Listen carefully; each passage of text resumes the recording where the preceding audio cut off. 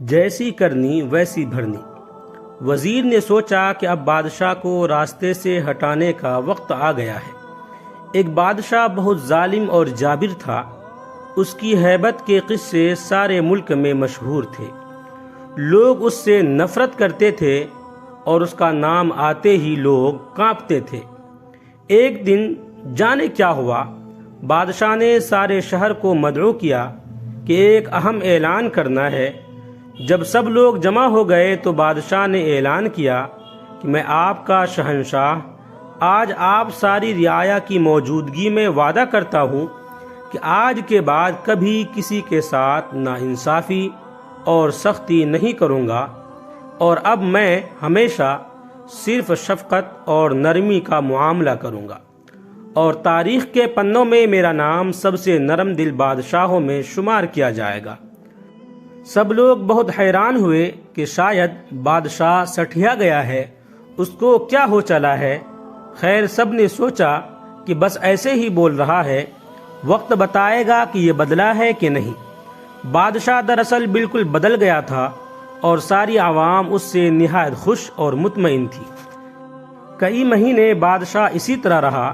وزیر سے صبر نہ ہوا اور ایک دن ہمت کر کے بادشاہ سے پوچھا کہ ذل الہی، آخر کس وجہ سے آپ کا دل بدل گیا؟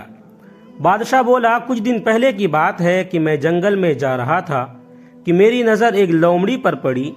وہ بیچاری بھاگ رہی تھی، اس کے پیچھے ایک بڑا سا کتا لگا ہوا تھا۔ لومڑی کو اپنا بل نظر آ گیا اور وہ اس میں چھلانگ لگا رہی تھی کہ کتے نے اس کی ٹانگ پکڑ لی اور زور سے اس پہ جھپٹا مارا۔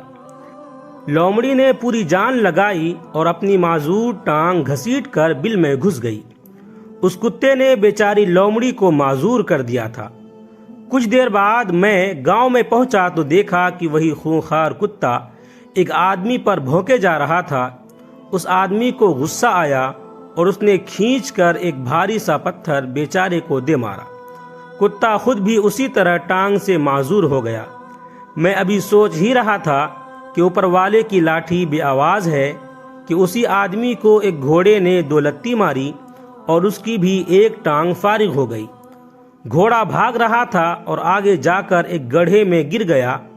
اتنا دیکھ کر ہی میری حالت غیر ہو گئی اور میں نے سوچا کہ میں اتنا ظالم ہوں، ہر ایک پر حکم چلاتا ہوں، کسی کی پرواہ نہیں کرتا، تو میرا خالق میرے ساتھ بھی وہی کرے گا جو میں اس کی مخلوق کے ساتھ کرتا ہوں۔ تو ایک ہی ترکیب سمجھ میں آئی کہ کیوں نہ میں اپنی رعایا کے ساتھ اچھا ہو جاؤں تاکہ میرے ساتھ بھی اچھائی کا معاملہ ہو۔ بس اتنی سی بات تھی۔ وزیر ایک عیار اور مکار آدمی تھا۔ بادشاہ کی کہانی سن کر بھی اس کا دل نہ پسیجا۔ بے حس آدمی ادھر سے اٹھا اور دل میں سوچا کہ بادشاہ فارغ ہو گیا ہے، یہی وقت ہے کہ میں اس کا تخت ہتھیا لوں۔ ایسی غلیظ سوچ ابھی اس کے دماغ کی دہلیز پر ہی تھی کہ خالق کا نظام کام میں جٹ گیا اور گھٹیا وزیر دھڑام سے سیڑھیوں سے گرا اور اس کی گردن 2 ٹکڑے ہو گئی۔ جیسی کرنی ویسی بھرنی۔ کسی کے ساتھ برا کر کے یہ مت سمجھو کہ کسی نے نہیں دیکھا، میں بچ گیا۔ جو دیکھ رہا ہے جب وہ پکڑ کرتا ہے تو بڑے سے بڑا سلطان گھٹنے ٹیک دیتا ہے۔ اچھا کرو اور بدلے کی امید لوگوں سے مت رکھو، اور برا کرو تو یاد رکھو کہ اب کہیں زمین پناہ نہیں دے گی، اور پھر چپ کر کے اپنے گناہوں کا خمیازہ بھگتو۔ بہترین حکمت عملی، برا مت کرو۔ ویڈیو اچھا لگے تو لائک کریں، کمنٹ کریں، شیئر کریں، اور اس طرح کے مزید ویڈیوز کے لیے ہمارے چینل کو سبسکرائب ضرور کر لیں۔ آپ تمام ہی ساتھیوں کا بہت بہت شکریہ ہوگا۔